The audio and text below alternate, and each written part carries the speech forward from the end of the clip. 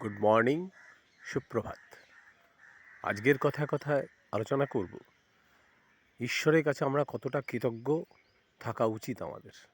কারণ আমরা যা ঈশ্বর আমাদের যা শরীর দিয়েছে, যেখানে কত নার্ভ আছে, কত শিরা উপশিরা আছে, স্মৃতিশক্তি আছে, সমস্ত কিছু আমাদের দেখবেন দীর্ঘদিন কোনো জিনিসকে মনে রাখাতে সাহায্য করে। ওনারই তো দেওয়া, ঈশ্বরেরই দেওয়া, মা বাবার মাধ্যমে পেয়েছি আমরা। সেই জন্য মা বাবাও ঈশ্বরেরই প্রায় সমান। কারণটা কি?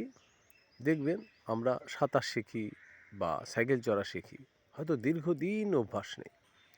কোথাও গেছি, সেখানে পুকুর দেখলাম, নেমে গেলাম, সাঁতার দেখতে পারলাম, কিন্তু অভ্যাস নেই, অধ্যবসায় নেই। কিন্তু ওই যে শিখেছিলাম, যখনই জলে নামলাম আমরা, সঙ্গে সঙ্গে আমাদের নার্ভ, স্মৃতিশক্তি, অঙ্গ প্রত্যঙ্গ আমাকে ওই স্মৃতি মনে করিয়ে দিয়ে আমাকে হেল্প করতে সাহায্য করলো। অদ্ভুত। কিন্তু অনেক কিছু কিন্তু আমরা অধ্যবসায়ে প্র্যাকটিসে না থাকলে ভুলে যাই। কিন্তু দেখুন, যেইটা আমরা শরীর দিয়ে শিখলাম, ঈশ্বর আমাদের কিন্তু সেটা আবার করিয়ে দিল, মানে মনে করিয়ে দিল। সাইকেল চড়াও তাই।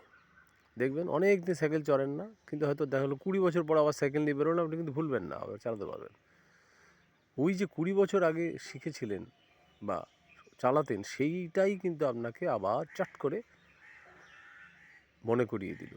কত অদ্ভুত জিনিস দেখুন, সব ঈশ্বরের দেওয়া। কিন্তু মানে মানে এর বিচার, মানে মানে চিন্তা শক্তির বাইরে যে এত ক্ষমতা দিয়েছে আমাদের ঈশ্বর। সেই জন্য বিবেকানন্দ বলেছে যে আমাদের ঈশ্বর যা ক্ষমতা দিয়েছে, যা ব্রেন আছে মাথায়, আমরা যদি তার অন্তত 10% ব্যবহার করতে পারি সঠিকভাবে, বিশাল কিছু করতে পারি। কিন্তু আমরা সুপ্ত অবস্থায় সেগুলো আছে, আমরা কিন্তু জাগ্রত করতে পারি না, বা সেই জন্য কোনো চেষ্টাও করি না। যেটা বিবেকানন্দের অনেকটাই জাগ্রত হয়েছিল, যেই জন্য উনি বিশ্ব জয় করেছিলেন, বিশাল ক্ষমতার অধিকারী ছিলেন। মোট কথা, ঈশ্বরের কাছে কৃতজ্ঞ থাকতে হবে সব ব্যাপার নিয়ে। কারণ ঈশ্বর ছাড়া কোনো গতি নেই। তার ইচ্ছা ছাড়া গাছের একটা পাতাও নড়ে না। তার প্রতি আনুগত্য থাকবে, এবং যারা আমাদের চেয়ে বড়, তাদের প্রতি আমাদের বিনীত হতে হবে। কারণ কি, ওর মাধ্যমে ঈশ্বরকে আমরা মানে আশীর্বাদ পেতে পারি। সকলে ভালো থাকুন। আবার কোনো একদিন দেখা হবে কথায় কথায়। ধন্যবাদ।